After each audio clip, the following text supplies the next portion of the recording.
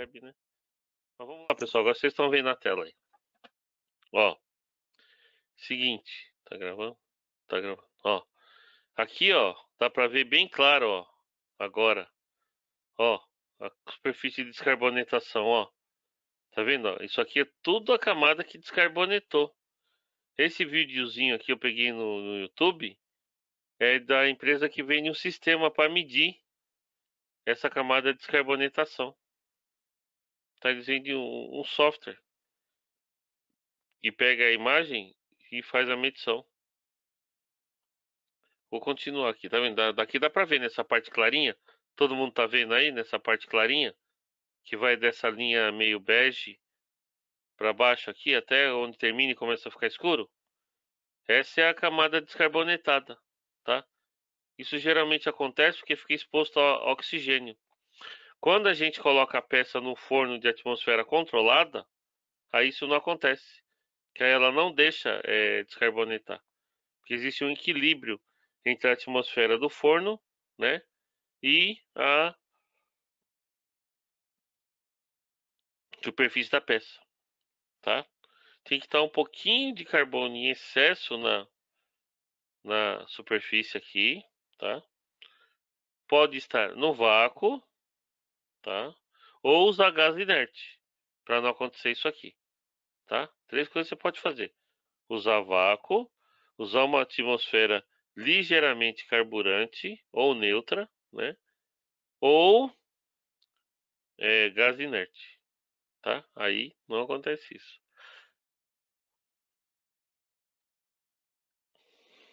Vocês entenderam, pessoal? Alguém tem alguma pergunta? Eu vou rodar aqui o filminho para vocês verem o restante do processo de medição, como que se processa. Na verdade, o cara aqui está fazendo uma demonstração do software, né? Deixa ele avançar mais um pouquinho aqui, eu vou explicar para vocês o que ele está fazendo aí, para quem não entender. Na verdade, ele vai medir duas coisas aí, eu acho, por isso que ele pôs 3 linhas.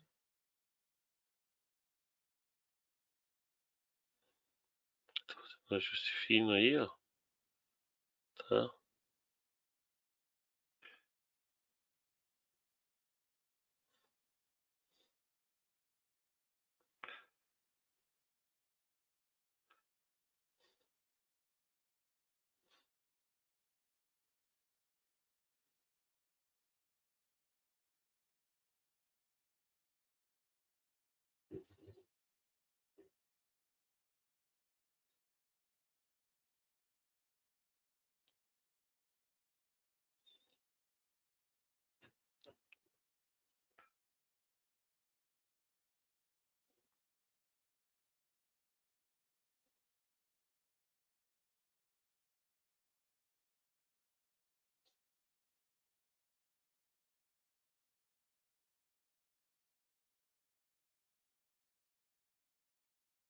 Bom, pessoal, vocês viram lá? Ele fez a medição de uma camadinha mais fina, que é a descarbonatação total. E na parte de baixo ele fez uma medição de uma descarbonatação parcial, tá? É aquilo ali que é descarbonatação, tá?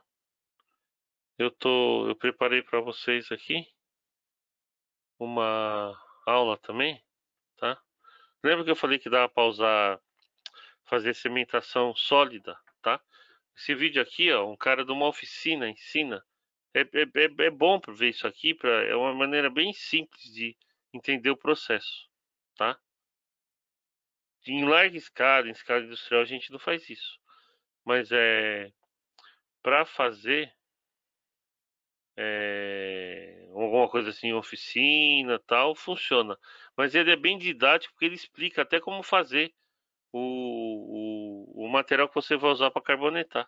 Muito legal esse vídeo aqui. É um negócio bem simples, tá? O centro da peça continua sendo original, sem estar endurecido. Porém, você consegue fazer endurecimento, né, a têmpera da superfície do metal. Então, o metal fica com uma superfície extremamente dura, resistente ao desgaste, e o centro do metal continua sendo macio e original, como é o caso do aço 1020, que foi feita essa peça. Essa peça é a cunha, né, do sistema pneumático da minha fresadora CNC que eu estou construindo, né? E ela foi feita com aço de baixo carbono, e eu tenho que endurecer as duas superfícies, essa aqui e a outra do outro lado, porque vai ter os roletes, né, que colam aqui nessas duas superfícies, com uma força de 1.200 kg aproximadamente, e se eu não endurecer a superfície, provavelmente ao longo do tempo vai haver uma deformação dessas duas superfícies aqui, né, devido ao esmagamento, devido ao aço 1020 não ter resistência, não é resistente ao amassamento.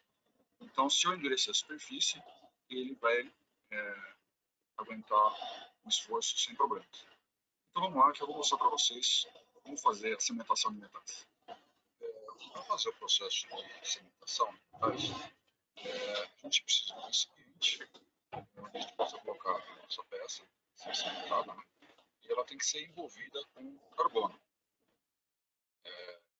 O processo consiste em você aquecer todo esse conjunto a 900 graus por algumas horas, e o carbono, né, ele começa a penetrar na superfície do metal, ele começa a entrar na rede cristalina do aço, e depois você pode temperar. Então, para fazer isso, a gente precisa de um recipiente, eu vou usar uma lata comum, e a gente precisa também de uma tampa. Nós vamos encher esse recipiente com pó de carvão, com uma peça lá dentro, depois a gente vai tampar, né, e nós temos que vedar essa emenda aqui da lata, né, vedar com argila. Se você não tiver argila, você pode usar cimento refratário, ou alguma coisa do tipo. O ideal seria argila, tá? Que isso faz com que os gases que serão gerados lá dentro, que é o gás carbônico, né, fique concentrado e você tem uma maior penetração, uma penetração mais rápida, né, dos átomos de carbono na superfície do metal. Quanto maior a temperatura e quanto mais tempo você deixar o metal em alta temperatura, mais profunda é a camada e mais rápida também é a penetração dos átomos de carbono na superfície do metal. Okay? Então, eu vou mostrar para vocês como fazer conseguir o carbono, e de duas maneiras. Uma, você pode conseguir o carbono queimando couro ou cortiça, né? Ou você pode usar o carvão de churrasqueira, que não é tão bom, mas pode ser usado também. Bom, como fonte de carbono para a nossa cimentação de metais, a gente pode usar, transformar couro cru, como pedaços como esse, né, em carvão, e conseguir um carvão de excelente qualidade. Ele se transforma num carvão tudo de qualidade excelente, e é muito bom para se fazer, ser usado em cimentação de metais. Então, vamos lá que eu vou transformar esse couro em carvão. Chifre também dá certo, tá, pessoal? Chifre também. Se pegar pó de chifre, faz a mesma coisa.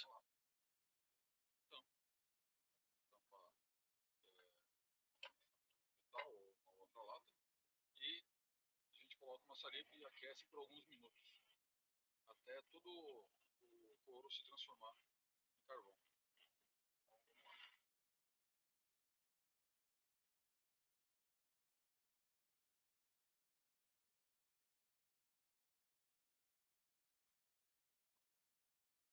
Passaram vários minutos, acho que se passaram uns 15 minutos mais ou menos, e você tem que aquecer até que todo o couro se transforme em carvão.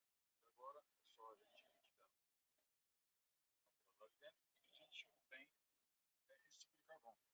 Carvão de alta qualidade de cimentação, e tem pedaços. É só moer e transformar isso em carvão. Bem, meus amigos, aqui está já o nosso carvão moído, e nós temos que colocar na nossa lata, colocar um fundo mais ou menos uma polegada de carvão moído no fundo, e a gente vai colocar agora a nossa peça sobre aquela carvão, e nós temos que preencher com carvão agora tudo em volta da peça. Você tem que ter pelo menos uma polegada de carvão moído em volta de todos os lados da sua peça. E depois de completar o carvão, a gente tampa e nós temos que selar com argila. Ok, já lacrei aqui a tampa da nossa lata esse conjunto no forno e nós vamos deixar umas 8 horas a 900 graus. E depois disso a gente pode fazer a têmpera do metal. Esse aqui é o meu forno que eu uso para tratamento de metais, né? Forno elétrico. Mostrei em vários outros vídeos, né? Já coloquei o nosso conjunto ali na peça dentro do carbono, já dentro do forno. E nós vamos ligar o forno e deixar ele às 8 horas a 900 ou 925 graus para fazer o tratamento superficial do metal. Esse aqui é o gráfico do controlador de temperatura, né? Já chegou em 925 graus e agora tem que ficar 8 horas nessa temperatura. Vou falar rapidinho aqui para vocês como falar dentro. Ó, 925 graus. Quando o nosso aço é submetido a altas temperaturas, ele passa da temperatura crítica, a 925 graus, e ele se transforma em austenita. Nesta fase, quando ele fica exposto a uma atmosfera de carbono e altas temperaturas, o metal vai absorvendo esse carbono e a camada de carbono vai ficando mais espessa. Com isso, nós conseguimos uma superfície que pode ser endurecida depois. Na fase da têmpera, esse metal se transforma em martensita. Meus amigos, já se passaram 8 horas, ficou durante a noite toda esfriando a peça dentro do forno. Agora nós vamos retirar o metal lá e nós vamos ver a têmpera do aço. Agora é só a gente manter, quebrar um pouco a cerâmica para a gente poder dar a tampa e a gente pode retirar a peça lá de dentro da nossa lata para poder fazer a têmpera.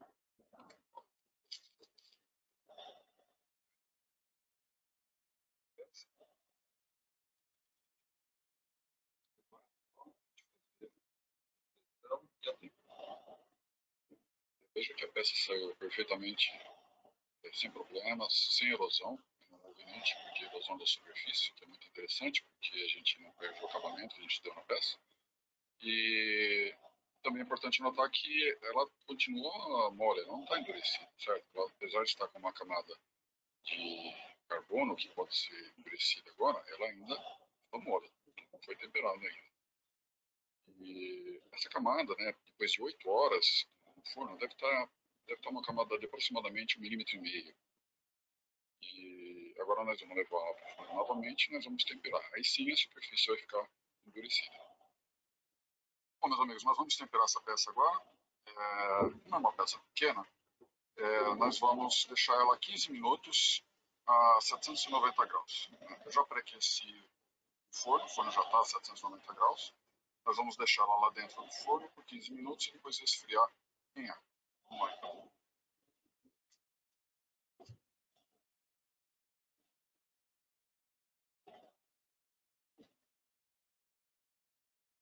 Essa já está no forno.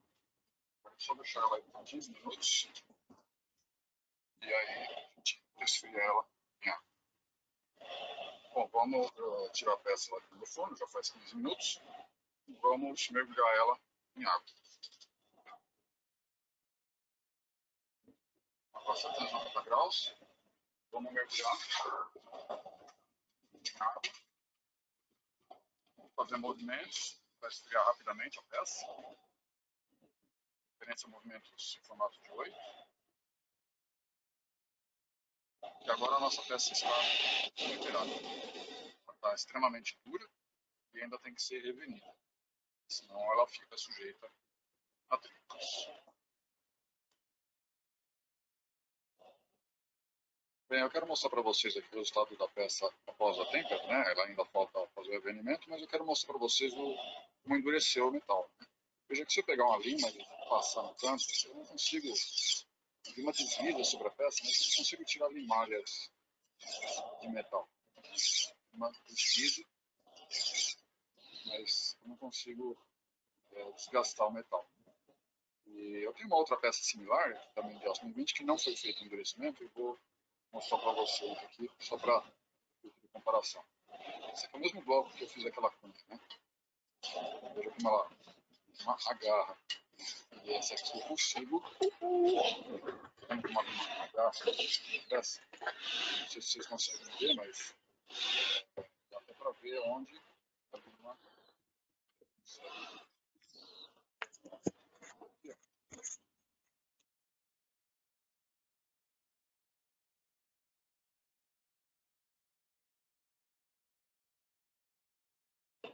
principalmente na maneira como a linha segura, veja que ela agarra. E na peça que a gente endureceu, ela não agarra, ela desliza por cima, até o som. Eu não consigo tirar demais. Agora é só ir lá e vamos revenir ela. Para revenir, a gente vai colocar ela a 220, 205 graus por uma hora.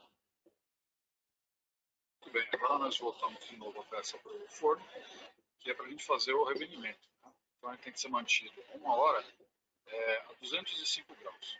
O revenimento é importante, porque se você só endurece a peça e não faz o revenimento, ele pode trincar com o tempo. Então, o revenimento alivia as tensões no metal e fica uma resistência excelente e sem conseguir trincar a peça que você endureceu.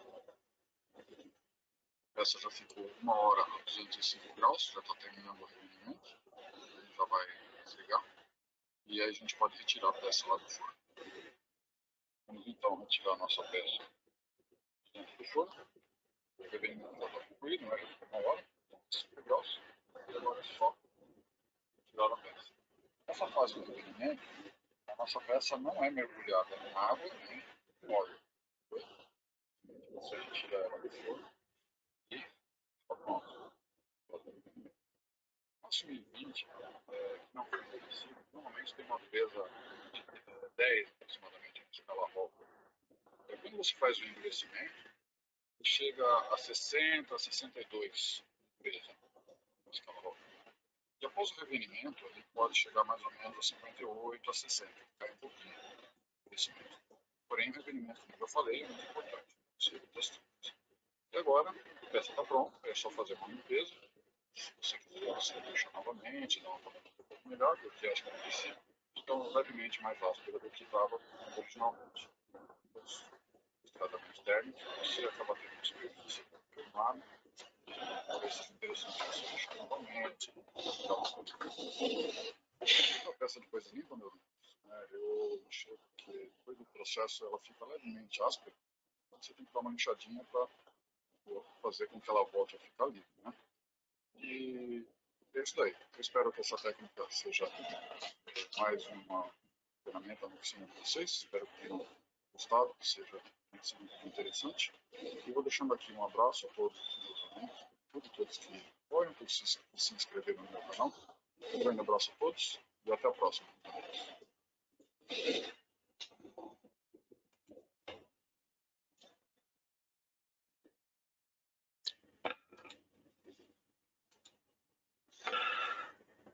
Vamos lá, pessoal. Hoje eu quero ver quem não tem pergunta. Perguntas. Vamos lá, Professor, pessoal. Pode perguntar. Isso, Janeiro. Vamos lá. lá vai eu de novo, mais uma. Não tem problema. Toda aula. Não tem problema, ué. Eu admiro pessoas que fazem isso. Fica É, tranquilo. Seja, não tem problema não. ao invés de eu usar esse carvão de couro, esse pó de chifre, eu trocar ele por cianeto, posso? O problema é que se você for usar cianeto, você tem que ter um forno específico para isso. Entendeu? O forno de cianeto, ele é um forno específico. Você tem lá o forno de cianeto? Não, tem um forno comum. Então não dá para usar cianeto. Para usar cianeto, você tem que ter um forno específico para isso. Ah, tá. Entendi. Entendeu? Porque o que vai acontecer com o cianeto? Qual que é a principal propriedade do cianeto? É que a gente evita usar o cianeto.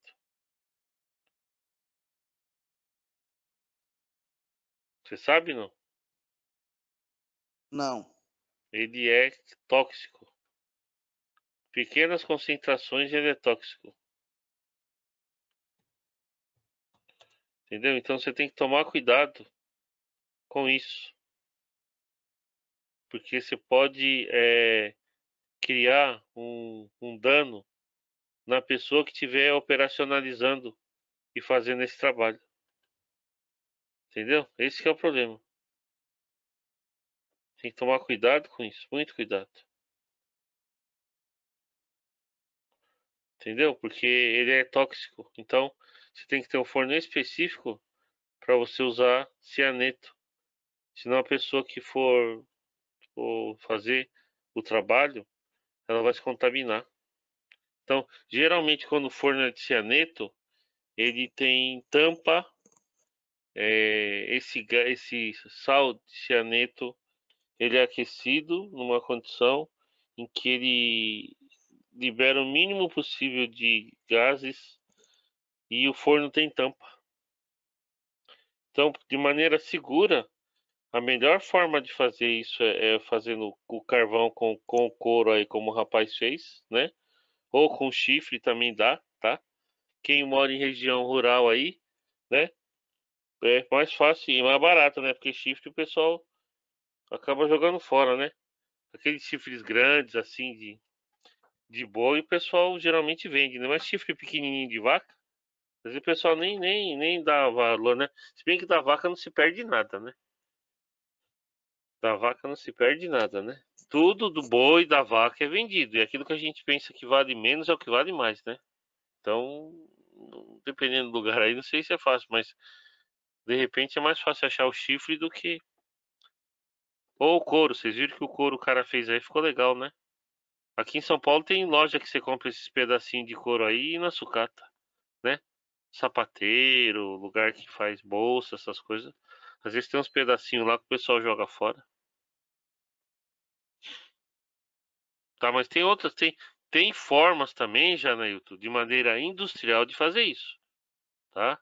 Você tem um forno específico para isso, com a atmosfera controlada, ao invés de você fazer essa cimentação com esse sólido, do jeito que ele mostrou aí, você faz essa cimentação com gás, tá? Você faz essa cimentação com gás. Aí você pega um gás, né? Injeta no forno um gás e um endogás para você formar a atmosfera. Aí você controla essa atmosfera, deixa mais ou menos ela com 1,1% de carbono, e aí você deixa sua peça exposta lá dentro do forno, tá? Uma pressão positiva. Lembra que ele falou que tem que deixar 1 polegada pelo menos em volta da peça? É para que você faça uma pressão de carbono em cima da peça. Quando você está trabalhando com forno, você deixa ele pressurizado, então você tem que deixar ele com uma pressão positiva, tá? Para favorecer a troca da difusão, tá? E garantir a difusibilidade do aço para dentro do material. Entendeu, Janaito? Entendi. Mais Entendi. alguma pergunta? Esse Pode gás falar. aí, esse gás seria um gás inerte? Não, aí, se você for fazer cimentação, geralmente a gente usa um gás que da base de, de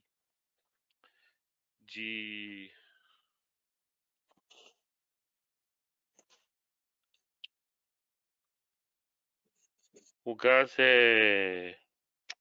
Como que eu ia falar? Argônio e Não, carbono? não, não, não, não. Tem que ser gás com a base de carbono. Que vai liberar carbono quando você. Geralmente a gente usa ou GLP, propano, butano. Hoje, pela proliferação por aí de linhas de gás natural, tem muita empresa usando gás natural para fazer isso também. Eu conheci um cara que infelizmente morreu, um cara muito inteligente, que era meu amigo, o um engenheiro que trabalhava numa empresa de tratamento térmico muito tempo, fez mestrado na Alemanha. Ele foi e fez um forno. Ele inventou um forno aqui no Brasil, na época, que o forno era... o carbono era gerado por metanol. Depois ele desenvolveu um também que era etanol de posto. Ele desenvolveu um forno que liberava o carbono da combustão do etanol. Horácio, o nome dele. Morreu ele. Morreu novo. Teve um infarto fulminante e morreu. Um cara muito inteligente. O nome da empresa dele era Metal Heating. Era lá em Cotia. E ele desenvolveu o forno. Ele e mais 3 sócios saíram da empresa de tratamento térmico que tinha. Tô tentando lembrar o nome da empresa de tratamento térmico que tinha lá em Santa Amaro. É que mudou de nome, eu fiquei com outro nome na cabeça. Mas eles faziam forno. Eles faziam forno. Tem muito forno de tratamento térmico aí que foi fabricado com eles, está em funcionamento até hoje. E depois eles passaram somente a vender serviço, né? Quando teve essa redução, enxugou o quadro, três dos caras que eram gerentes lá saíram de lá e montaram essa empresa chamada Metal Heating. Um deles era o Horácio. E ele inventou um forno que dá para fazer com etanol. Então você pode usar etanol. O forno da SCW, por exemplo, era propano, mas o forno de uma empresa ali de Sorocaba também, ele é a butano, tá? Depende, mas você pode usar esses gases. GLP, propano, butano, metano, entendeu? Cada um deles vai te dar uma característica, mas todos eles esses gases carburantes, GNV, eles vão te dar o carbono para você. Aí é uma questão só da tecnologia que você estiver usando, né? E da energia que você vai querer gastar. Da quantidade, da produção, entendeu? Lá na ECW a gente optou pelo propano, porque o propano libera mais carbono com menos volume de gás, por causa da composição química dele, tá? Aí se você usar butano, metano, gás natural, ele libera menos carbono por volume de gás. O propano era usado por causa disso. Ele liberava mais carbono por volume de gás, porque o propano tem uma quantidade de carbono maior do que esses outros gases que eu falei para você. Entendeu? Mas é uma questão de escolha, dependendo da... Desculpa. Desculpa, pessoal. Dependendo do custo do gás, né? Se, mesmo você tendo um processo de menos rendimento, mas que você tem um gás mais barato, né? Vamos dizer assim, que é o caso do GNV, por exemplo, né?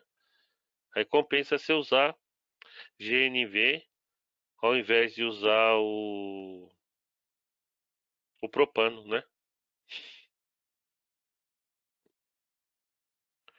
Alguém perguntou aqui no grupo se a peça empenava. Marcelo. Marcelo, empena sim, tá?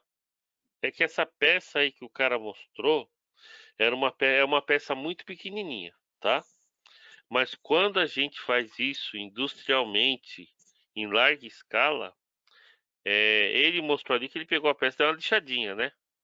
Mas quando a gente faz isso em larga escala, processo industrial, o que a gente faz?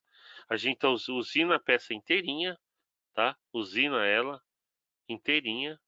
Vou falar aqui uma coisa que eu tenho bastante vivência, que é a engrenagem, tá? Engrenagem, você deixa a peça, faz o perfil da engrenagem, tá? Deixa sobre o metal, tá? Aí depois da peça pronta, depois de cimentada, na hora que você tempera ela, ela dá uma deformada, tá? A peça deforma, tá? Ela empena, bom, enfim, ela dá uma deformada, tá? Por causa da condição mesmo de troca térmica, tá? peso próprio, a tensão que o material tinha antes de você começar a sementar, ela empena, tá? Como você disse, ela sofre uma deformação. Aí, depois, você pega essa peça e retifica ela, tá? Leva ela, retifica o furo primeiro, tá?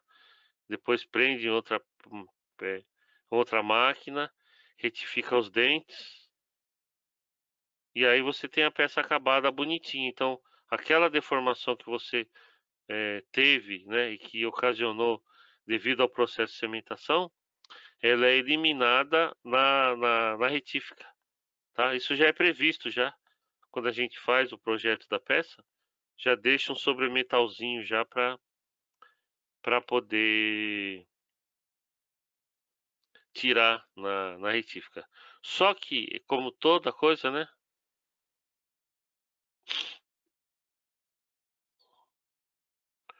Tem sim, Gleison. Peraí que eu já respondo para você, tá? Então, aí o que a gente faz? A gente fazia lá na ECW, a gente foi refinando o processo de tal modo que a gente sabia que para aquele determinado material que a gente trabalhava, né? Era um aço específico lá, inclusive eu desenvolvi junto com a Gerdau, né? Hoje é Gerdau, né? Na época era Aços Finos Piratini, lá de Charqueadas, né? Desenvolvi um aço especial lá para fazer engrenagem, lá para SCW, tá? Eu não posso falar composição química porque eu assinei um contrato de confidencialidade com eles, não posso falar isso para ninguém. E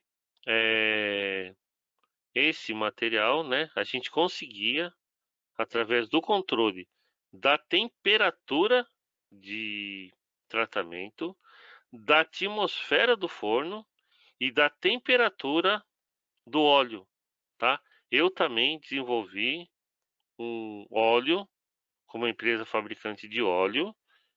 Nós fizemos esse desenvolvimento, um óleo específico, tá? Que conseguia produzir uma taxa de resfriamento tal que com essa taxa de resfriamento a gente conseguia obter a microestrutura que a gente queria, tá? No caso, martensita, e com o mínimo de deformação possível na peça. Então, tudo isso que eu estou falando para vocês aqui, além de ser uma ciência, também é uma arte. Você conseguir juntar todos esses fatores e conseguir produzir uma peça. Por quê? Se você consegue minimizar as deformações, você consegue produzir uma peça com menos sobremetal. Menos sobremetal significa menos tempo de pós-processamento depois do tratamento térmico. Então, além de você gastar menos rebolo, tá? Menos máquina, menos tempo, você consegue fazer todo esse processo de uma maneira mais rápida. Então, a sua produtividade aumenta. Então, para isso, a gente desenvolve isso desde o comecinho, tá? Desde o começo, né? A pergunta do Gleison, inclusive, se vocês viram aí no chat, vem de encontro a isso, tá? Por quê? A gente, quando vai escolher o aço para fazer a cementação, tá? A gente já é uma coisa que já tem que ser levado em mente, tá? A escolha do aço, tá? Pode perguntar, Cleiton. Coloca aí no chat, eu já respondo em seguida, tá? Assim que eu terminar responder a do Cleiton, vai colocando aí, pessoal. Ou abre o microfone, fala daqui a pouco. É o seguinte, se você quiser esperar, Cleiton, quiser falar, eu espero eu terminar aqui a do Gleison e abro o microfone e você fala, tá?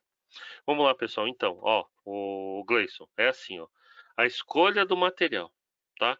Quando a gente escolhe o material, tá? Quando a gente escolhe o material, a gente já escolhe um material que tenha uma temperabilidade boa, tá? A gente escolhe um material que tenha uma temperabilidade boa. Então, vamos supor, eu tenho um ensaio que eu faço no material, tá? Que chama ensaio Jomini, tá? Esse ensaio Jomini, ele me dá é uma curva de temperabilidade do material, tá?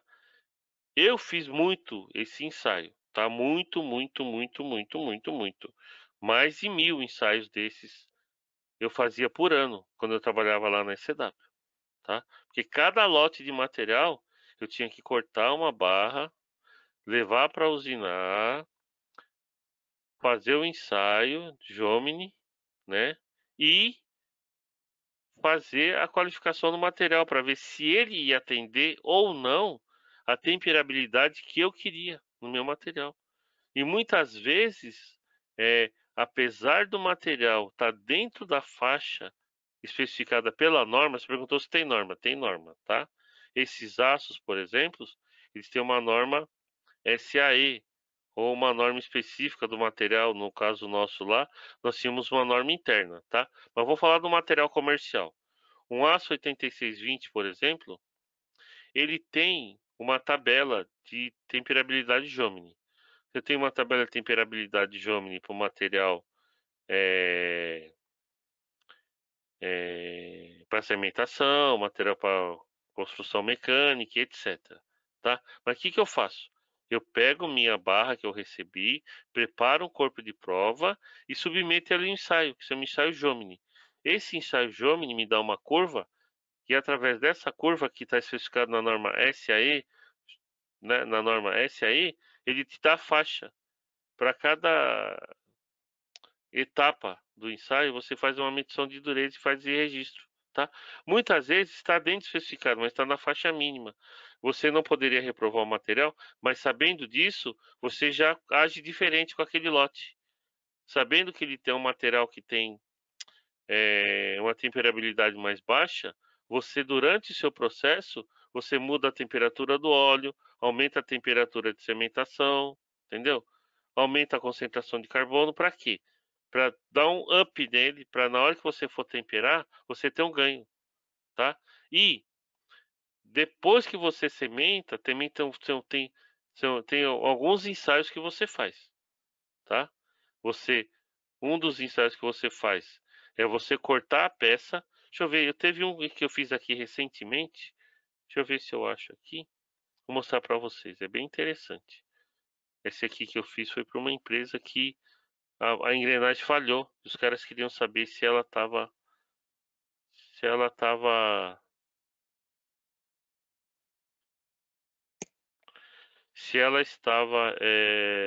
bem feita. Aí eu fiz uma análise para um cliente, tá? Deixa eu ver se eu acho aqui. Ó, aí na tela de vocês dá para ver, tá vendo? Isso aí foi uma situação real, tá? Numa peça que falhou em campo, tá? Pela fratura e pelo que tinha acontecido, eu já sabia qual que era o problema. Não era problema da engrenagem, nem da coroa, nem do pinhão em si. Mas o cliente queria que fizesse de qualquer jeito, eu fiz, tá? Eu falei para ele, ó, essa quebra pela fratura, esse mecanismo é conhecido, a culpa não é do material. O cara, não, mas eu quero que faça. Eu falei, tá bom. Aí eu cobrei, o cara me pagou, eu fiz, tá? Aí a gente faz assim, ó, a gente faz um ensaio usando microdureza, tá? Não sei se vocês já tiveram aula de microdureza, tá? Mas é assim, ó, a gente pega e faz um ponto aqui, ó, de média dureza aqui, tá? Então aqui, no caso, deixa eu só pegar o gráfico para ter certeza. Comecei com 0,1, tá? Com 0,1. Então eu pego aqui, ó. Deixa eu voltar lá. Aqui. Vocês vão nem perceber que eu fui e voltei rápido. Deixa eu ver se vai atualizar a tela. Isso, olha lá. Esse é o gráfico da dureza em função da profundidade. Voltei aqui na figura. Então, eu zero meu micrômetro aqui do meu durômetro aqui nessa superfície aqui é a superfície da peça. Pera aí, deixa eu pegar outra ferramenta aqui, ó. Aqui, ó, é a superfície da peça, né? Aí eu zero meu micrômetro aqui. Aí eu faço uma medição de dureza 0,1, né? Outra a 0,2. Por que que eu fiz ela em diagonal? Porque se eu faço ela muito perto aqui, a distância entre as duas impressões tem que ser 2,5 vezes a diagonal da impressão. Então, se eu faço aqui, fica muito perto. Por isso que eu dei essa pulada. Que aí aqui dá, ó, as 2,5 vezes de distância. Assim também. Assim também.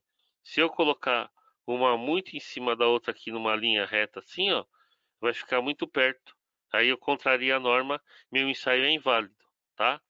Isso aqui é feito através de uma norma alemã, tá? Existe uma norma alemã para esse tipo de ensaio. Determinação de camada de cementação por medição de dureza, tá, Gleison? É uma das coisas que você tem que fazer.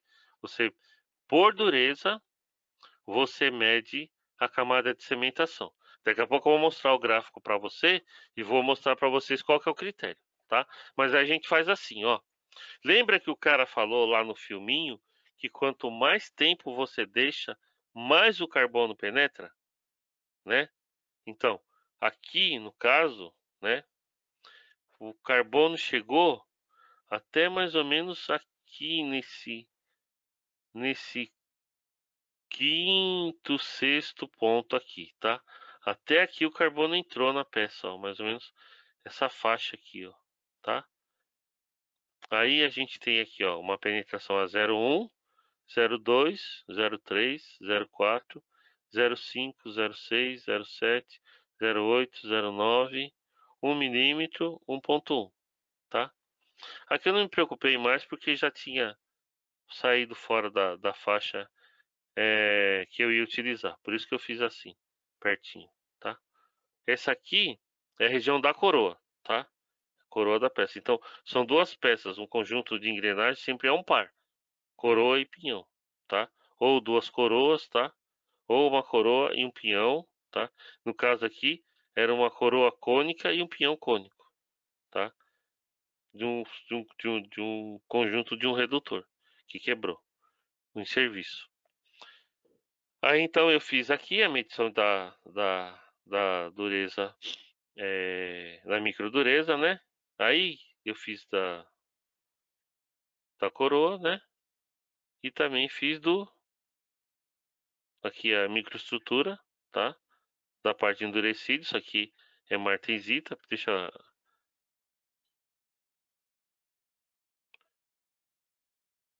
essa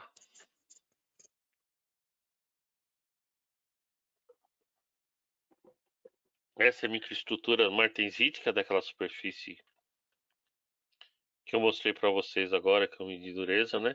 Para medir dureza eu tenho que colocar um pouquinho mais de iluminação para eu conseguir fazer as medições lá. Só que vocês viram que ficou muito esbranquiçada, né? Então eu vou para outro equipamento, coloco menos luz para poder ver a microestrutura do material, tá? Essa é outra coisa que a gente tem que fazer, Gleison. Verificar se a microestrutura está composta de martensita revenida, tá? Lembra que o rapaz falou lá que você tem que revenir, né? Ele colocou lá, tem que revenir durante 15 minutos, né? É que ele já conhecia aquela peça, já conhecia, ele sabe que com 15 minutos ia chegar na dureza que ele queria. Apesar de eu aparelho, ele não mostrou, né? Então eu acho que ele não tem aparelho para medir dureza, né? Mas num processo como esse aqui, a gente faz essa observação no microscópio, verificar se a martensita está totalmente revenida, tá? Essa martensita dessa peça aqui está totalmente revenida, tá? Quando ela não está revenida, ela tem um outro aspecto, tá? Então ela fica mais acicular e é um ensaio que a gente tem que fazer também, tá? Um ensaio micrográfico para ver a microestrutura da peça, tá? Essa aqui é o núcleo, tá? Da coroa, tá? Ó, também, tá? Bainita, tá? Na superfície tinha martensita. A superfície imediatamente abaixo, né? Ela é composta de bainita, tá? Por causa da velocidade de resfriamento. Eu expliquei para vocês já, né? Que na superfície da peça eu tenho uma velocidade de resfriamento mais alta. À medida que eu vou indo para o núcleo, a minha velocidade de resfriamento cai em função do volume e da massa da minha peça, né? Então, é o que aconteceu, foi o que aconteceu nessa peça aqui. Lá na superfície do dente, eu tinha martensita e mais ao núcleo por dois motivos. Um, pela quantidade menor de carbono e pela taxa de resfriamento também ser menor. Aí eu tenho estrutura baenítica, tá? Então aqui está o perfil de dureza, tá? Eu vou até dar isso, se vocês verem aqui, tá? Ó, no caso aqui, a conclusão que eu tirei, tá? A camada de cementação, né? Que a gente chama de EHT, não vou nem falar a palavra em alemão, tá? Mas é uma palavra em alemão que significa medição da camada de cementação, tá? Ela é determinada numa dureza de 550 HV, tá?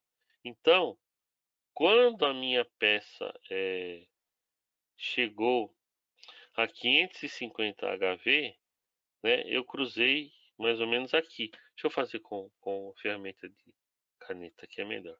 Ó, 550, ó,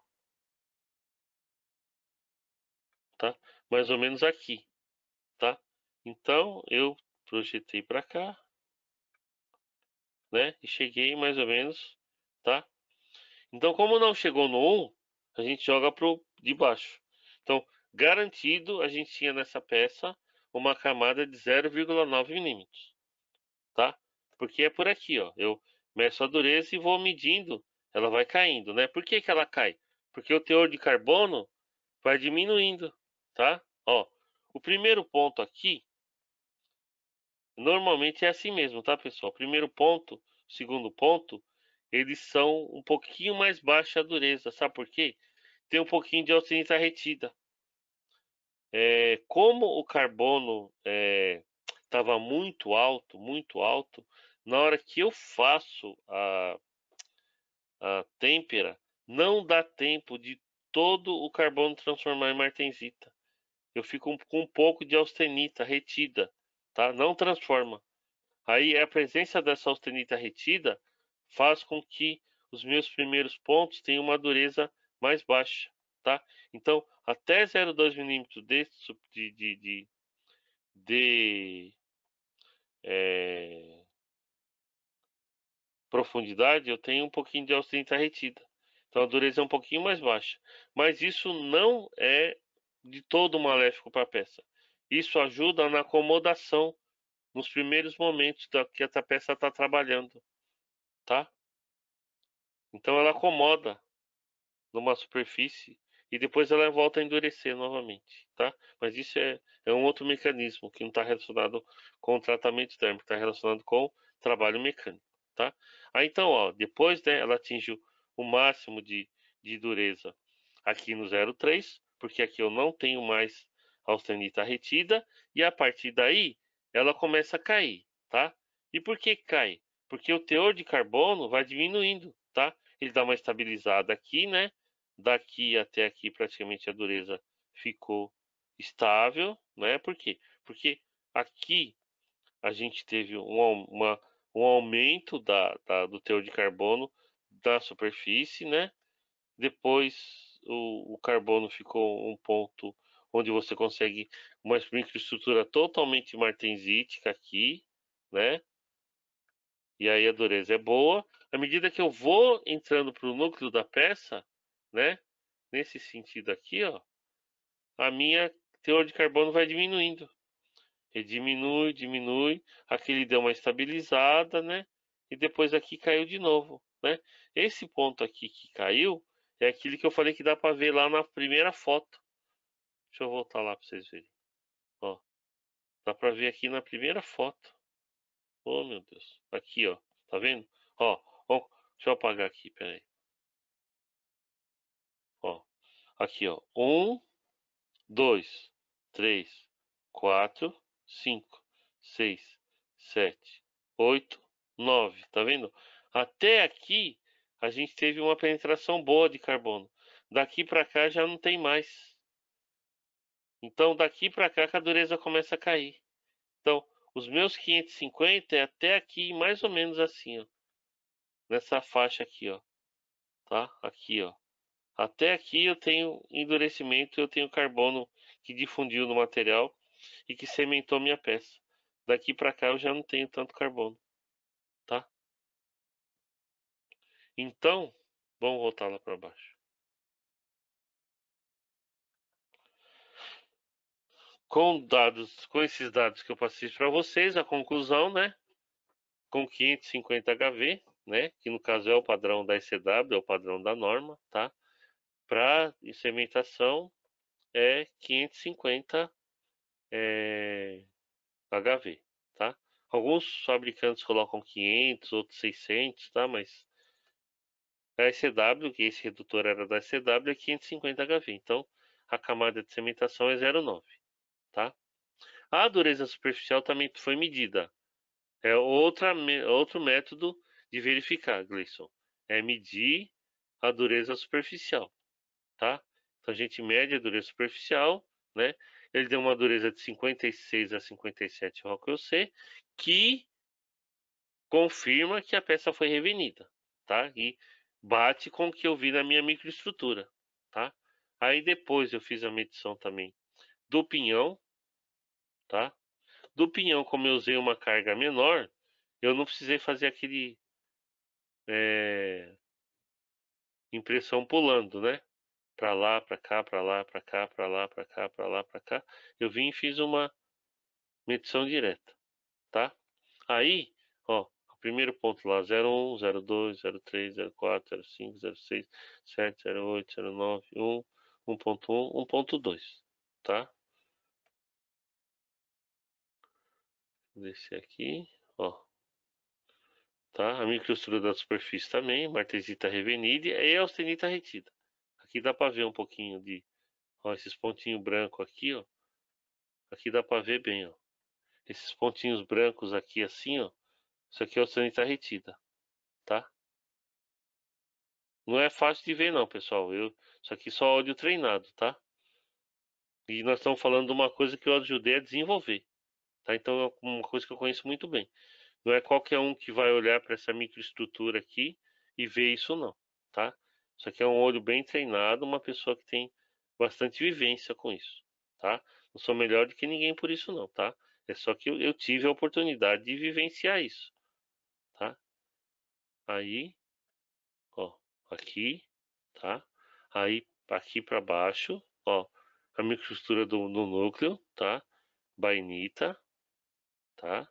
E aqui o gráfico de cementação daquela peça lá, tá?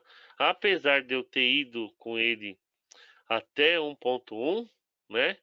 Na verdade, ó, como ele tinha um pouquinho mais de austenita retida, ó, ele só começou a subir a dureza, essa peça aqui, o que é o pinhão, chegou a atingir a dureza máxima com 0,4, tá? Então ele tinha bastante austenita retida aqui, de 0,1 até 0,3. Só quando chegou no 0,4 que parou de ter austenita retida. E aí ele começou, né? Atingiu a dureza máxima aqui.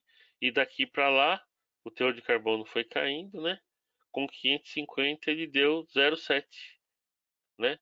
Então, quer dizer, esses pontos aqui eu não precisava nem ter feito. Mas como eu tinha feito na outra peça, né? Mas é normal isso, tá, pessoal?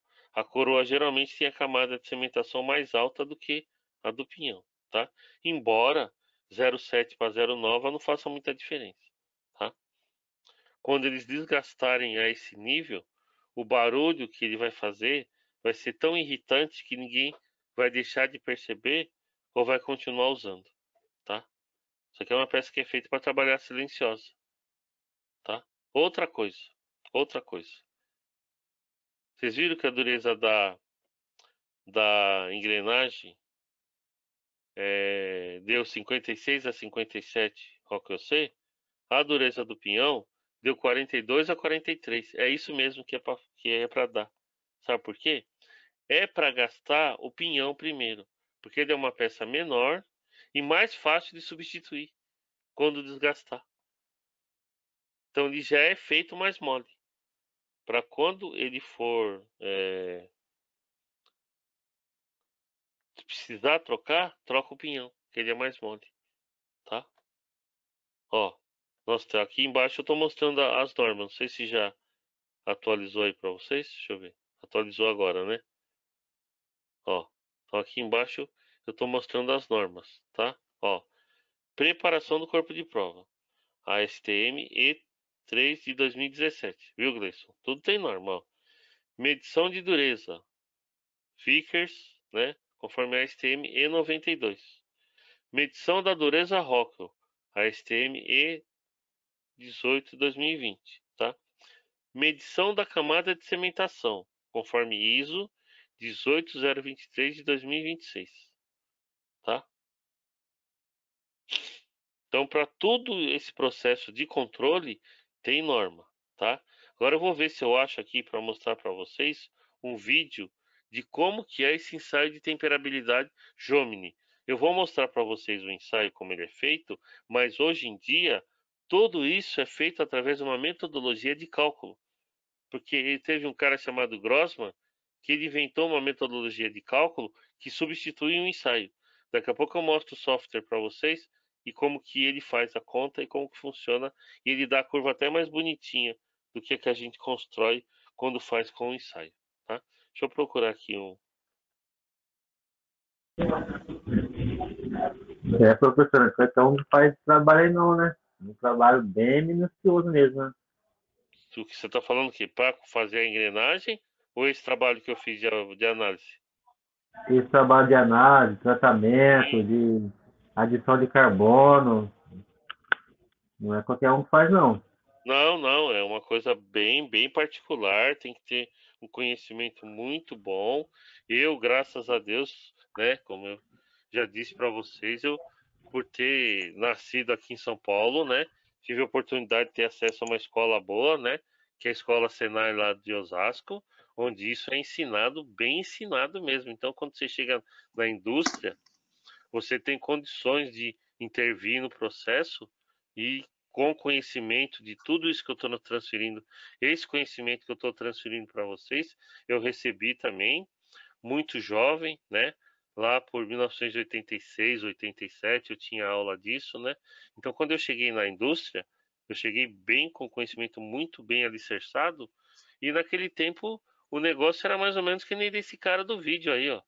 Entendeu? O cara sabia fazer, tinha o conhecimento para fazer, mas se desse alguma coisa fora, ele não sabia por que tinha dado fora. Porque ele não tinha feito nenhum controle. Você viu que na peça do cara ali, ele fez a peça, ele preparou o carvão dele, ele pôs a peça dentro da latinha, tomou o cuidado de vedar a latinha, ele colocou o forno dele na temperatura certa, controlou a temperatura, né? Depois ele tirou a peça, limpou, reveniu, ele tomou todo cuidado. Mas você vê que ele não fez nenhum ensaio tecnológico para verificar se aquilo que ele tinha previsto aconteceu. Só que quando a gente fabrica uma peça que a gente vai vender para um terceiro, ele deixou bem claro no começo do vídeo que ele estava fazendo aquela peça para ele, né? Mas quando a gente tem uma produção em larga escala, você tem que ter todo esse cuidado, tem que ter todo esse controle. Ô, professor, minha pergunta é mais ou menos próxima desse assunto aí. Tá. Eu não vou falar para o senhor de empresa grande, que eu sei que tem uma estrutura maior, mas para empresas menores, qual seria lá, quem poderia estar emitindo esses procedimentos de tratamento térmico? Seria um inspetor, um engenheiro de metalúrgico, ou poderia ser um técnico, ou até mesmo um inspetor de solda nível 2?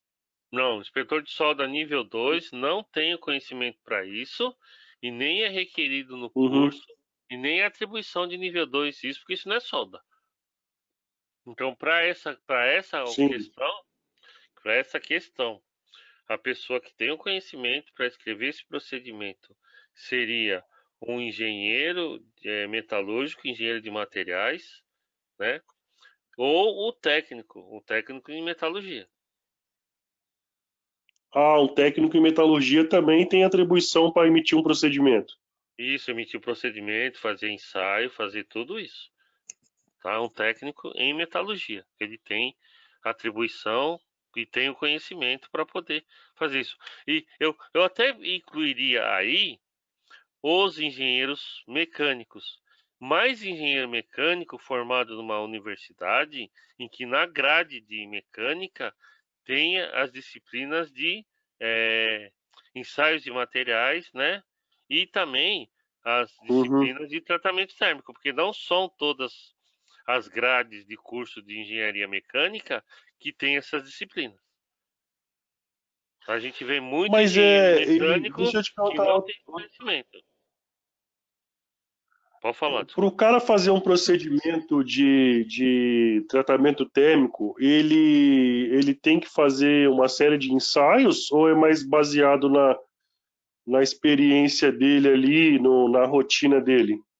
Então, são duas coisas aí, tá? São as duas coisas, tá? Somente olhando para papel, o cara vai fazer um procedimento, mas vai ficar faltando coisa. Hoje mesmo eu recebi um procedimento de tratamento térmico e de pré-aquecimento para avaliar. O cara fez, ficou bonitinho. Só que para a prática ficou faltando muita informação. Quem for fazer, com aquele documento que ele fez, vai faltar informação na hora que o cara for executar. Entendeu? Hum, Então tem que juntar os dois, tem que juntar o conhecimento do cara e a, a prática. Hoje, por exemplo, começaram a soldar a minha peça semana passada aqui na empresa que eu estou trabalhando. Aí, assim que for começar a soldar, eu falei qual a máquina de solda que vai usar para soldar minha peça. Os caras me apresentaram as máquinas SS. Tá. Máquina tá ferida? Tá. Cadê a etiqueta? Tá aqui. Ah, e cadê o certificado de calibração? Não, não foi emitido. Ela foi calibrada, nós colocamos uma etiqueta, mas a máquina não foi emitido o certificado. Falei, tá bom. Então, traz o alicate amperímetro para eu medir a corrente de soldagem da máquina. Trouxeram o alicate amperímetro, que supostamente era aquele mesmo que tinha sido usado para fazer a calibração da máquina. A hora que o cara ligou o alicate, ele funcionou 1 minuto e apagou. Né? Já era umas nossa. 7 da noite, já era umas 7 da noite isso, né? O pessoal não achou outra bateria para colocar, né? Eu tinha bateria comigo, mas deixei para ver até um dia. Não conseguiram fazer o instrumento funcionar.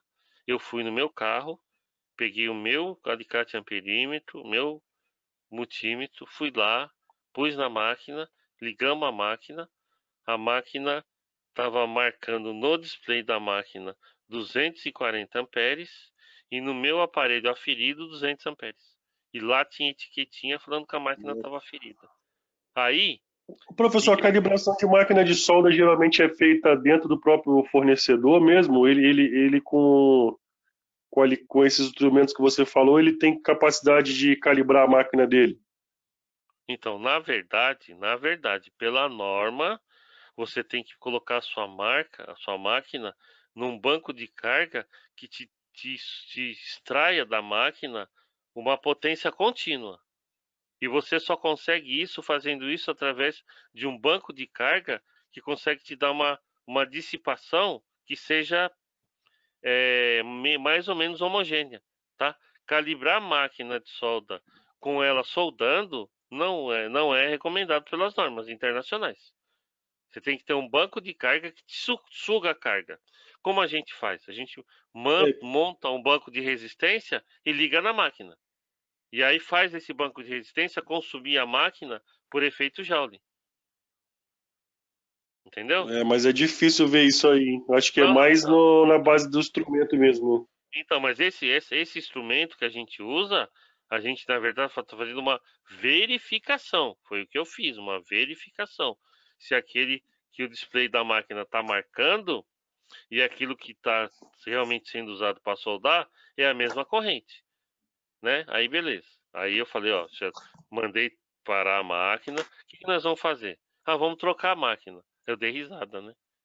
Aí o cara foi lá em outro soldador estava soldando uma outra peça, pegou a máquina do cara, trouxe para me apresentar, e aquela máquina que eu tinha acabado de reprovar, levaram para o cara continuar soldando outra peça. Quer dizer, a outra peça era menos importante do que a minha. Não pode isso, né, gente? Não existe isso, né? Se eu fosse soldador, eu tinha reclamado, mas tudo bem. Aí o cara levou trouxe a outra máquina, eu medi, deu 2% de variação só, falei, beleza, pode soldar com essa máquina. Aí eu pedi para eles pegarem todas as máquinas e calibrarem. Hoje o cara me apresentou os certificados de calibração da máquina, né? Me apresentou. Aí eu fui ver daqueles que ele falou que tinha sido emitido antes, que só não tinha me apresentado, mas as máquinas estavam. Aí eu comecei a analisar o certificado, chamei o cara, falei, de onde você tirou essa informação? O cara começou a gaguejar e por fim me explicou lá por cima assim. Falei, só que tá errado isso. Sua metodologia de cálculo tá errada, porque você tem que calcular a média e o desvio padrão para cada faixa de calibração. Você não pode tirar a média de todas as faixas de calibração e tirar um único, uma média de erro, uma média de desvio padrão. Ah, mas eu sempre fiz assim. Falei, bom, isso não quer dizer que tá certo, né? Você pode ter sempre feito assim errado. Mas eu mostrei para os outros inspetores e ninguém falou nada. Na hora que o cara falou isso, eu tirei o capacete, coloquei em cima da mesa, dei uma coçada na cabeça. Falei, o que que eu falo para esse cara para ele não achar que eu tô sendo arrogante? Porque eu não queria passar essa impressão para ele. Falei, bom, se os outros aceitaram, eu falei para ele, eu acho que eles não fizeram essa análise crítica que eu tô fazendo agora, né? Acho que ninguém parou para. Eu não quis dizer, falei, o cara olhou, achou que tava bom, pelo conhecimento dele estava bom, ele assinou e tudo bem. E tem um monte de gente que faz isso, gente. Vocês vão ser técnico de solda também. Não é que todo documento que apresentarem para vocês que vocês vão aceitar e vão ter que engolir goela abaixo. É prerrogativa nossa questionar se quem fez alguma coisa usou o conhecimento adequado, né? Por que que eu contei essa história? Para chegar nisso, tá? Para responder a sua pergunta. Se você tem o conhecimento adequado, você tem a visão crítica do processo para você poder fazer ou não fazer, tá? Tem muita gente que se mete a fazer as coisas também, né? E tem gente que faz muito bem, tá? Hoje em dia, o conhecimento está disponível de uma maneira como nunca teve antes, né? Vocês viram, ó, se uma pessoa que tiver um pouquinho de discernimento, tá? E conhecimento técnico, mesmo que a pessoa nunca tenha feito um curso técnico, mas que tenha feito um colégio bom, e é uma pessoa que é autodidata, gosta de estudar, vocês acham que se o cara assistir o filme desse cara que eu acabei de mostrar para vocês, ele não consegue fazer uma cimentação? Consegue, né? Então, tudo que a gente precisa de informação Mas é hoje, a pessoa ir fazer? hein? É uma oportunidade, eu tô pensando em fazer essa Então, meditação. então, você vê, ó, você nunca tinha visto, mas agora que você já viu, você até pensou em se atrever a fazer, né? Né, É. Janaína? Eu sou Então, meio assim, eu falo pro pessoal, né, que eu sou meio metida besta. mecânico, eu tento fazer. É isso aí, é isso aí. Então, assim, e você é um tipo do cara, como você é perguntador, você é um cara que sempre está em busca do conhecimento, né? Assim como você, tem várias pessoas que têm isso, né? Então, hoje em dia, o conhecimento está aí para quem quiser, né? Para fazer coisa boa, fazer coisa ruim, né? Vamos falar só das coisas boas, né? Então, o conhecimento está aí, você vai adquirir conhecimento e faz. Mas aí o domínio da tecnologia é um patamar acima, né, pessoal? E nós estudamos e buscamos o conhecimento para estar esse patamar acima, né? Porque nenhum de nós queremos ser uma pessoa medíocre, né? Nós queremos sempre estar num patamar acima, né? Não me entendam mal quando eu falo medíocre, eu tô falando medíocre uma pessoa que está na média, tá? Que aí tem muita gente que nem você. Quando você vai se destacar, quando você Professor, estiver acima da esse média. procedimento de calibração de máquina de solda, ele está na AWS? Não, não, tem norma europeia específica para isso. Ah, então os caras não estão atendendo nem a AWS, não, ninguém faz isso aí. Então eu vou começar, eu visito Então, meio, eu visito empresa, eu vou começar a dar uma investigada nisso aí. isso, dá uma pesquisada pra você ver. São pouquíssimas empresas que fazem isso e são pouquíssimas empresas que têm um banco de carga. Ô, São professor, pouquíssimas. É, Oi. eu tive numa empresa, eu vou falar o nome da empresa que eu tô falando bem da empresa, na Brumase, lá em Sertãozinho, semana passada, Hum. e eu fiquei surpreendido, os caras são bons, hein? Não sei se você já teve lá e teve uma decepção, mas eu achei os caras muito bons lá. Não, nem conheço a empresa. É, eles são, pessoal, eles absorveram muito funcionário lá da Dedini, lá eles são bons, Ah, eles. então, esse. A Dedini, né? Muita gente fala, né? Foi escola pra muita gente, né? A É, Dedini foi escola pra muita gente, né? Então, realmente, pessoas que estiveram lá são pessoas de excelência que aprenderam, tiveram conhecimento, né? Ah, o Gabriel falou que conhece, ó.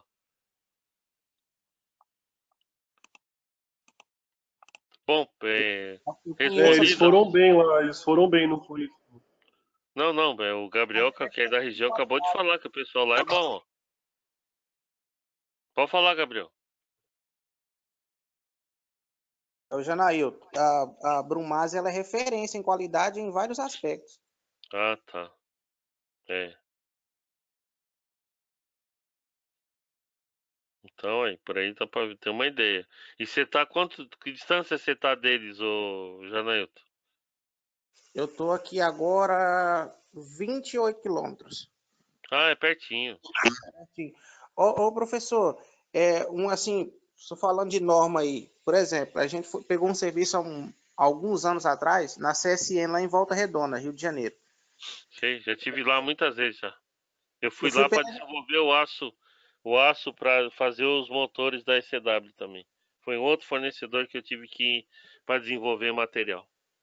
o senhor vai até conhecer a empresa, ela é do mesmo grupo da Engemet. Sei, sei. A gente foi fazer um serviço de solda lá conhecido como uma panela de pressão, né? Da Simes. Um serviço da Simes. Não era nem da CSN, era da Simes. E lá tinha que ser tudo dentro das normas, da norma da Simes, não era nem CSN, não.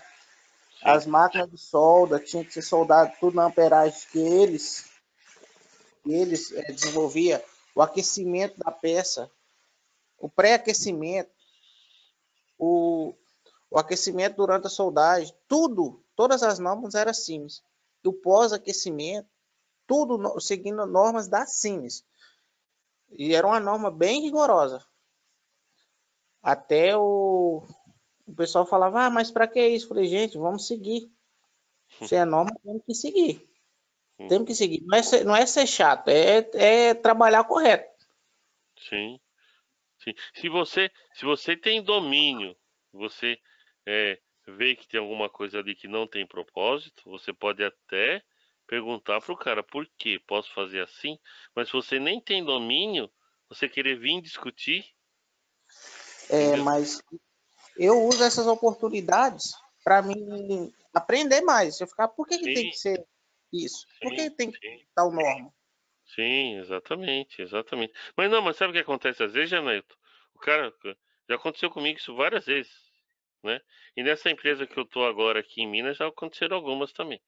O cara vem querer contestar, né? Aí, é, querer falar, por exemplo, que a minha especificação é exagerada. Aí eu viro pro cara e falo assim, é mesmo? Minha especificação é exagerada? É. Não, porque tá bom, então a especificação é minha, eu que sou o cliente. Eu te dou a liberdade de tentar me convencer por que a minha especificação é exagerada. Se você conseguir me convencer disso, aí eu posso até conversar com o pessoal lá da Holanda, da Áustria, para tentar conversar com eles e ver se a gente pode mudar o desenho ou a especificação. Mas você precisa me convencer. Pode começar. Como assim? Eu falei, não, a especificação é minha, eu sou cliente, já é o critério de aceitação que você tem que seguir. Você tem que, então, que me explicar desde o comecinho por que que você não precisa seguir e se você tem uma sugestão melhor, pode começar. Aí fica aquele silêncio da sala, né? Eu tô esperando, pode começar. Quer dizer, o cara quer te convencer de fazer uma coisa que ele não quer fazer, mas ele não tem conhecimento para chegar lá do começo e te explicar por que que não pode fazer uma coisa, né? Porque se eu for com esse argumento para qualquer pessoa, como eu já fiz isso várias vezes, até para ajudar meus clientes, eu tenho toda a argumentação necessária para mostrar para o cara por que que determinada coisa não precisa ser feita.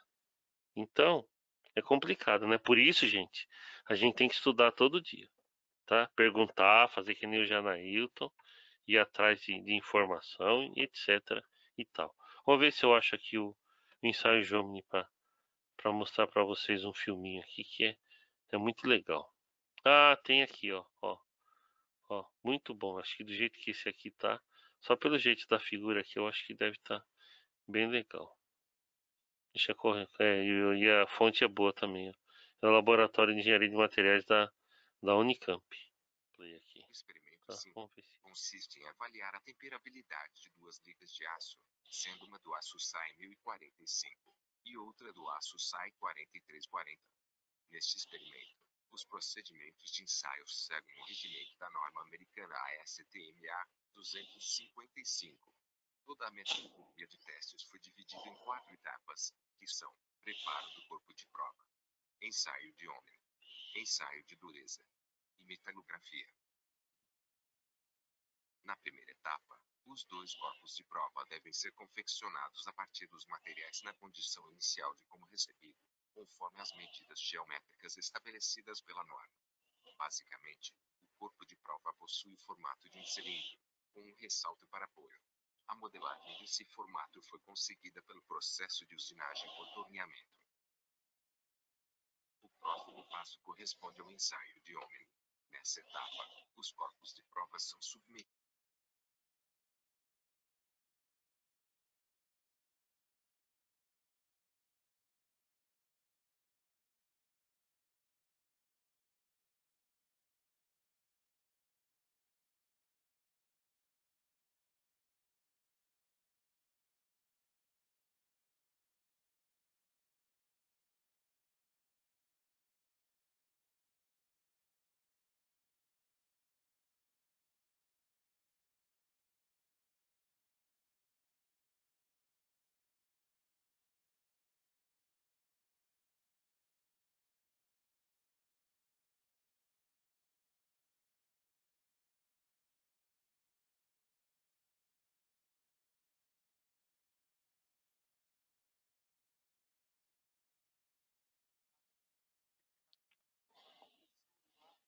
Assiste aí, pessoal.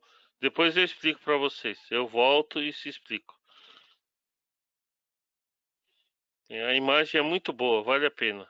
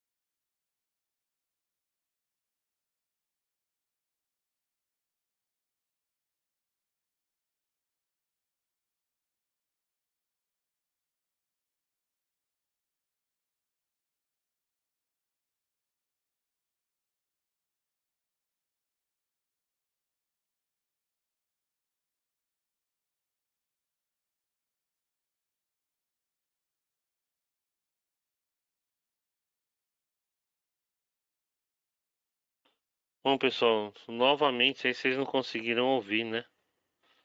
Eu acho que deve estar alguma questão relacionada do meu áudio para ser transmitido para vocês, tá? Então eu vou tentar explicar aqui para vocês, tá? Vocês estão me ouvindo? A mim, vocês estão ouvindo? Sim, professor. Então tá, ó. Pessoal, ó, o que ele está mostrando aqui atrás, ó, ele fez um equipamento Jomini transparente, né? E aqui ele colocou um corpo de prova, ó, né? Então a água sai aqui, bate no corpo de prova, né? E vai resfriando, né? Então vou aqui, etapa por outra etapa, para eu tentar explicar para vocês aqui o que ele explicou, tá? Ó, deixa eu atualizar a tela de vocês aí.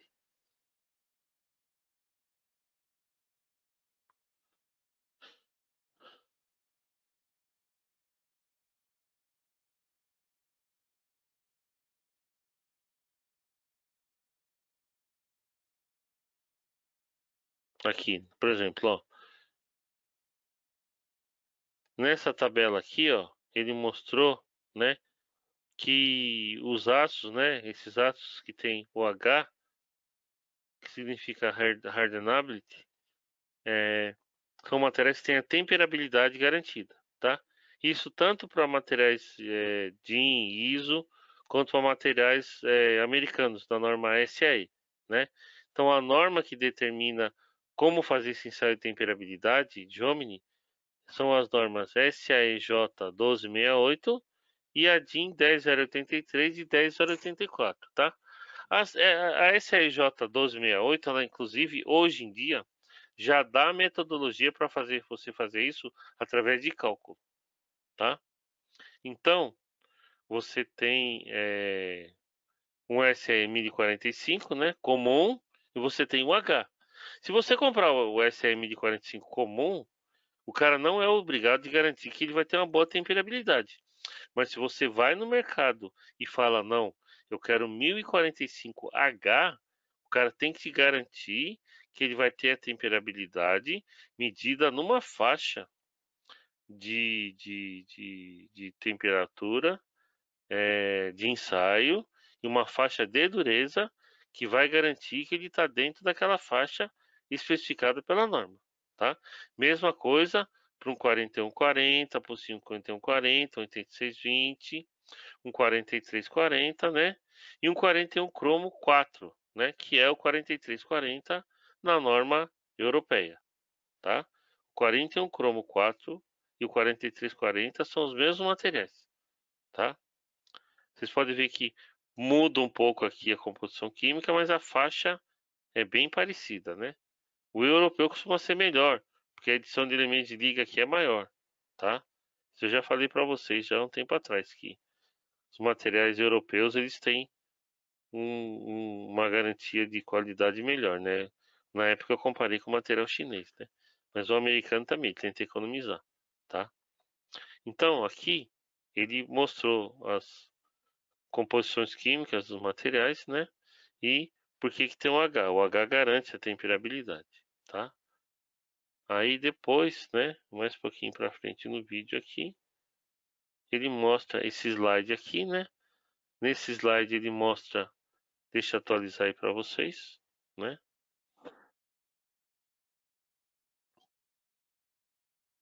Como que você faz o ensaio, né?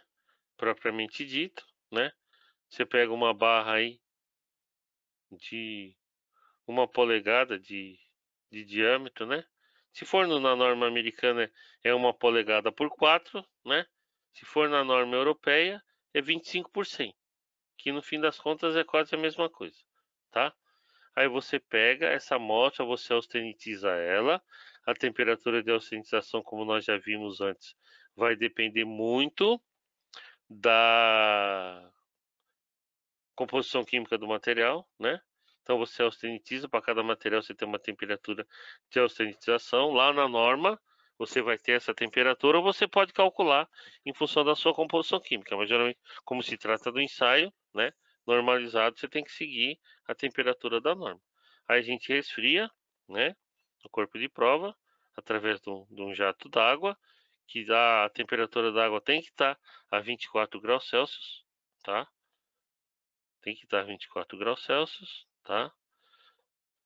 Aí você tem um acessório aqui para segurar, porque lá no corpo de prova tem um rebaixo, né? Uma orelhinha para poder segurar a amostra.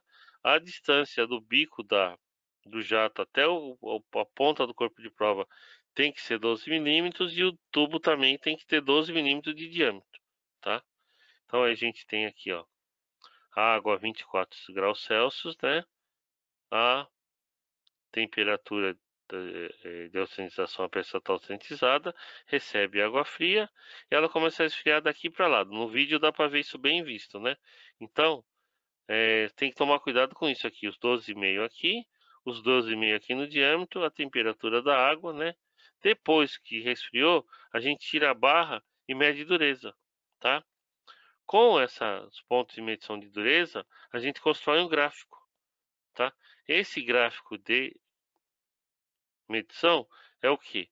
É a dureza na ponta, né, a parte que resfriou mais rápido, indo para o núcleo. Então, à medida que você se afasta da ponta, onde a taxa de resfriamento foi menor, a dureza tende a diminuir, tá? Mas mesmo assim já existem valores pré-determinados para isso, tá? Isso aqui é normalizado. Essa faixa tem que cair dentro da faixa que eu vou mostrar para vocês a seguir, tá? Ó.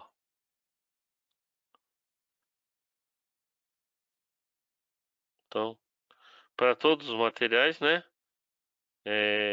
O corpo de prova é feito igual, um corpo de prova cilíndrico, com 1 polegada de diâmetro e 100 milímetros de comprimento, tá? Aí você coloca seu corpo de prova aqui, eu vou pôr para tocar para vocês verem, ó. Põe o corpo de prova no forno.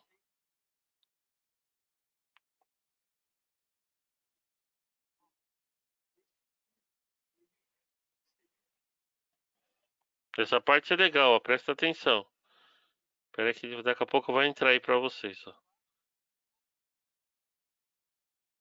Aí ele pegou o corpo de prova, tirou do forno, na temperatura de ationização, depois de 1 hora que ele estava lá, estabilizado, e colocou aqui no dispositivo, para resfriar.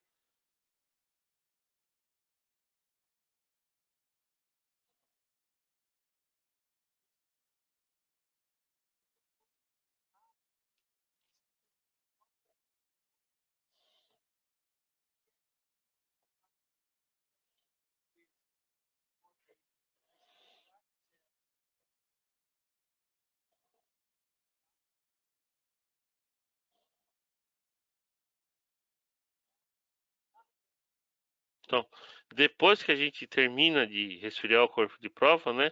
Você limpa ele e você. Aqui está mostrando o corpo de prova brilhante, mas ele não precisa ficar toda a superfície brilhante, tá?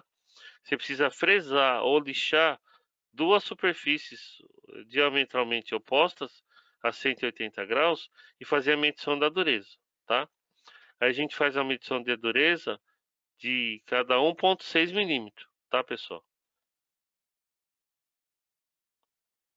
Aí a gente faz 1,6, né? 1,16, né? Um oitavo, depois 3,16, né? Aí 1/4 e assim vai, tá? Se for em milímetro, é 1,5, 3, 4,5, 6, 7,5 e assim vai. Lá na norma tem a distância que você tem que medir. Então, aquele primeiro ponto que resfriou mais rápido, lá a dureza vai ser mais alta, né? Normalmente é assim. Só que aí a gente tem que observar que alguns materiais têm as características dele de temperabilidade. Então, um aço carbono, ele é fortemente influenciado pelo teor de carbono. Então, se eu pegar um aço aí 1045, por exemplo, que ele tem um teor de carbono, vamos supor, de 0,43 a 0,48, na faixa de carbono mínimo, a temperabilidade vai ser mínima. E quando eu tiver carbono lá em 0,48, a temperabilidade vai ser máxima, né?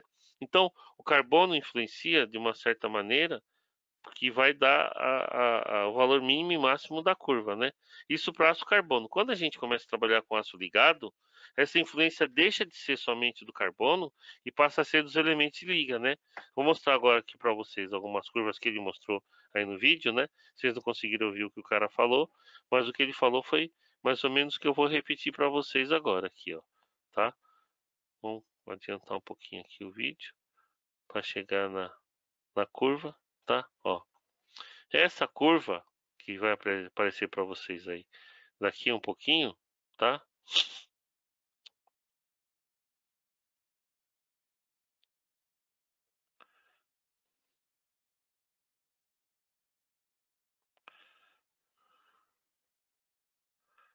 Espera só um pouquinho por causa do delayzinho, pessoal. Isso aí, ó, apareceu a curva aí, tá? Essa curva aqui é a curva do material 1045, tá? Então, aquela medida que a gente for tomar lá do ensaio, a gente vai marcando aqui assim, ó. Marcou um ponto aqui, tá? Aí marcou outro ponto aqui. Aí marca outro ponto aqui. Aí marca. Tá marcando, medindo e marcando, tá? Medindo e marcando. Aí depois a gente vem aqui, ó, e liga os pontos.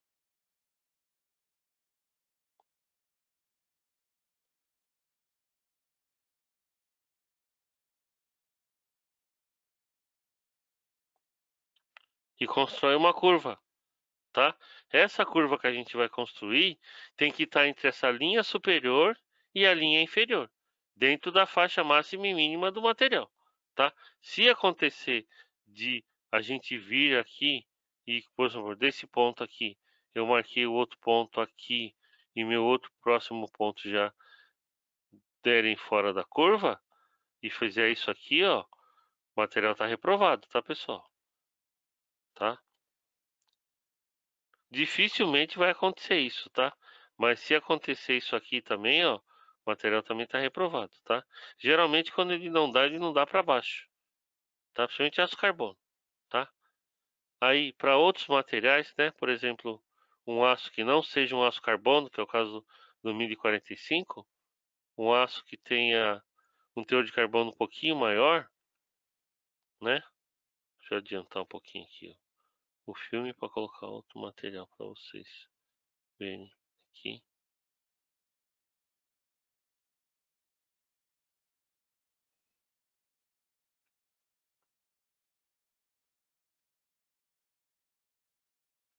Por exemplo, o aço 5140. Vai aparecer já o gráfico para vocês aí, ó.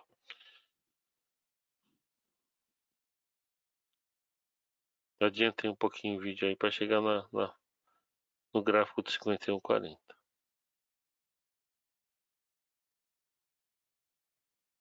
Que pena que não deu para ouvir o áudio, viu? Então, pessoal, aí, no caso do 5140, ó, a curva já é bem para cima do que era o 1045, que significa o quê? Que esse aço aqui tem uma temperabilidade maior, né? E como eu tenho adição de cromo nele, a temperabilidade deixa de ser governada somente pelo teor de carbono. Ele passa a ser governada também pelo cromo e pela capacidade do material de formar carboneto, tá? Então a gente tem aqui uma curva de temperabilidade em que a diferença entre o primeiro ponto aqui da curva e o último ponto é menor do que aquele que a gente viu para o 1045, né? E isso a gente pode observar. Eu vou já lá para o finalzinho do vídeo e vou mostrar para vocês, né, que se você tiver 4 materiais com temperabilidades diferentes, você vai ter curvas. Ó, pegar aqui, ó. Tá? Isso, deixa eu atualizar para vocês aí, tá?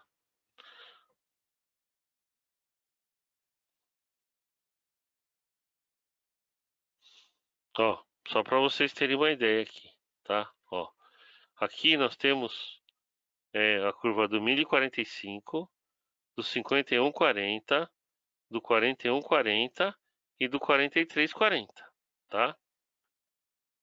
O aço 1045 é um aço carbono. Ele não tem adição de nenhum elemento de liga, é um aço carbono comum. Ele tem manganês e silício, mas é como residual do processo, tá? Lógico que essa faixa de composição química para todo o material é especificada e tem que ser respeitada e seguida, né? Mas aí vocês verem o comportamento dele, né? Vocês veem aqui, ó, que a dureza dele é fortemente influenciada pelo carbono, né? Que reflete uma dureza somente nos primeiros pontos, né? Depois do quarto ponto em seguida, a dureza estabiliza bastante, né? E começa a decair. Então, é um material que tem a menor temperabilidade aqui desses quatro, é o 1045. Agora, as linhas vermelhas aqui, inferior e superior da faixa do 5140, me mostra que ele é um aço que tem uma temperabilidade um pouquinho maior do que a do 1045, tá? Em seguida, nós temos o 4140, né? Que é um aço cromo níquel, né? Ele já tem uma dureza e uma temperabilidade bem maior do que do 5140, que só tem cromo, né? E em seguida, nós temos o 4340, que é um aço cromo níquel molibdênio. Se você olhar o gráfico do 4340, você vê que não tem quase nenhuma variação. Vou ver se eu consigo pôr ele isoladamente aqui para vocês verem. Do 4340 fica melhor para ver. Então, vamos ver se eu consigo colocar só do 4340. Ó, tá aqui, ó.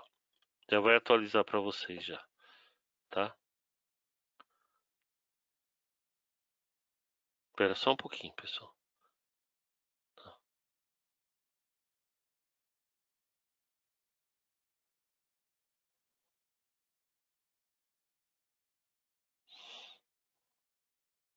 Ó, ó a curva do 4340. Como ele tem adição de cromo, níquel e molibdênio, tá? Além do teor de carbono dele estar na faixa aí de 0,38 a 0,43, né?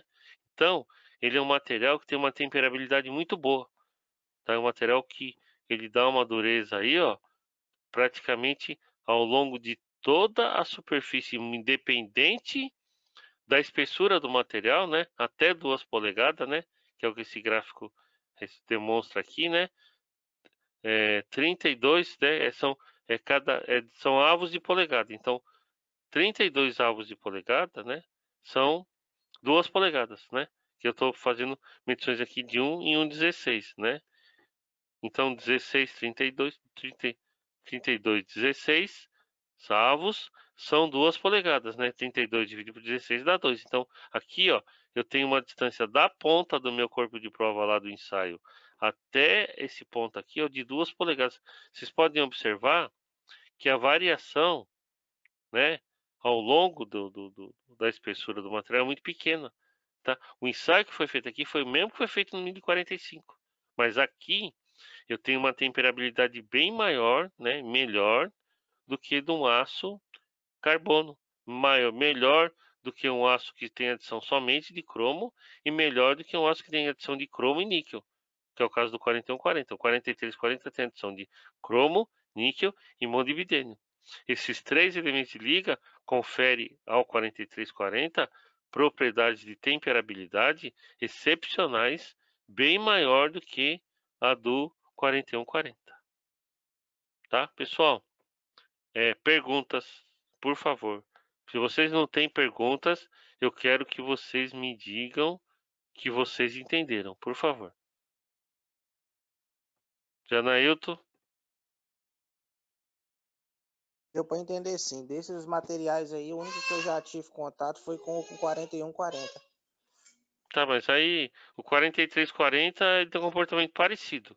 Você só consegue uma dureza, uma resistência maior com ele.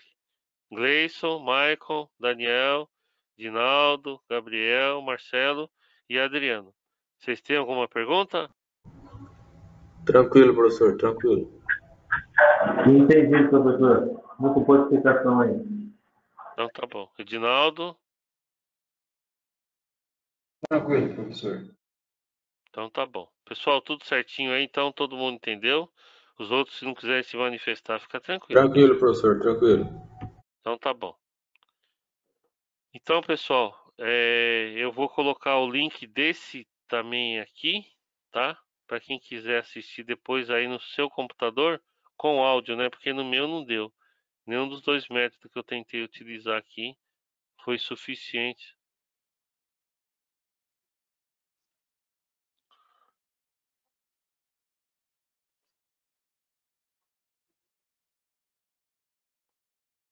Então, pessoal, coloquei aí, ó, o link desse vídeo.